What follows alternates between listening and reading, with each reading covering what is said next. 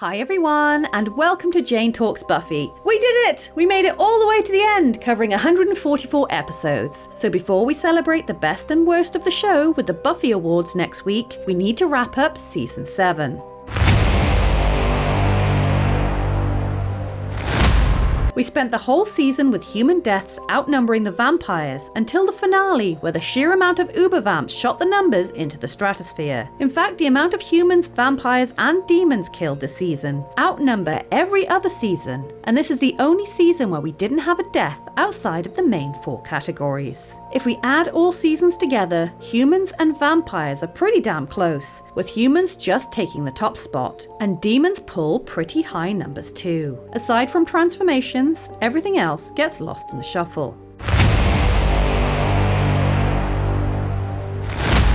No surprise, Buffy takes the top spot again, but Spike also tore through a hell of a lot of people, and Anya, thanks to her backstory episode, scored quite a few kills, and despite only showing up a couple of episodes from the end, Caleb certainly snuffed out a good chunk of lives. When we add all the seasons together, Buffy smashes her way to the top spot with 45% of the overall kills, with Spike coming in second. But with over 32% less kills than Buffy, death really is her gift. Speaking of, Buffy only killed 1 human this season, but almost doubled the amount of demons with vampire kills. And true to her name, overall, Buffy slayed almost 150 vampires, with demons almost hitting triple digits.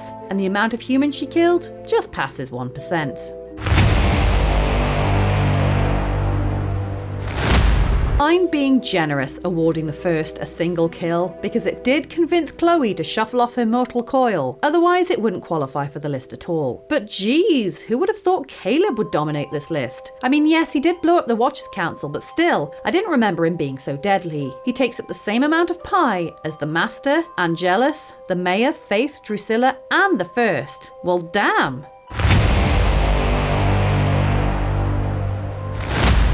He came in last minute, he annoyed the hell out of me, he killed a bunch of people, and he was a tough opponent. But Buffy split him in half with an axe, which is pretty spectacular.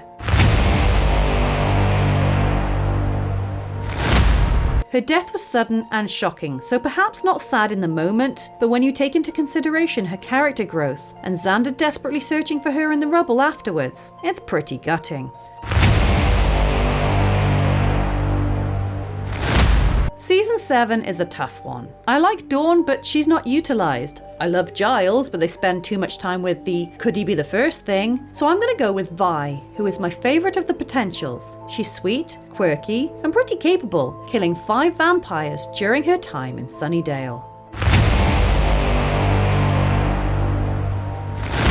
To be fair, this could be most characters in this season. Spike, the First, Andrew, Kennedy, but Caleb's religious ranting and the fact that Nathan Fillion creeped me out for years to come puts him in the worst character slot. He barely featured in the season, but managed to annoy me in his brief time on the show. Honestly, I don't know. I guess Selfless was a good episode. We get another song from Once More with Feeling, and the ending packs an emotional punch, so sure, we'll go with that.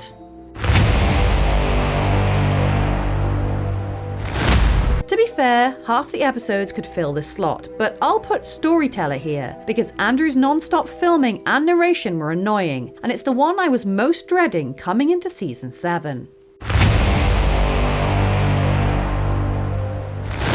Some of us will die in this battle.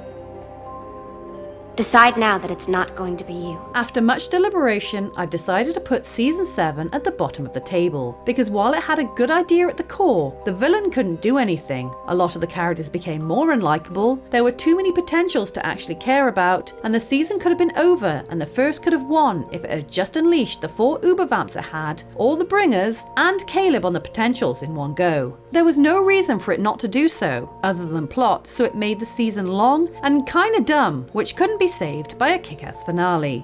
So there you have it, we've covered the whole of Buffy. Join me next Sunday for the Buffy Awards. Thank you so much for watching, I'll speak to you soon, and don't let the vampires bite.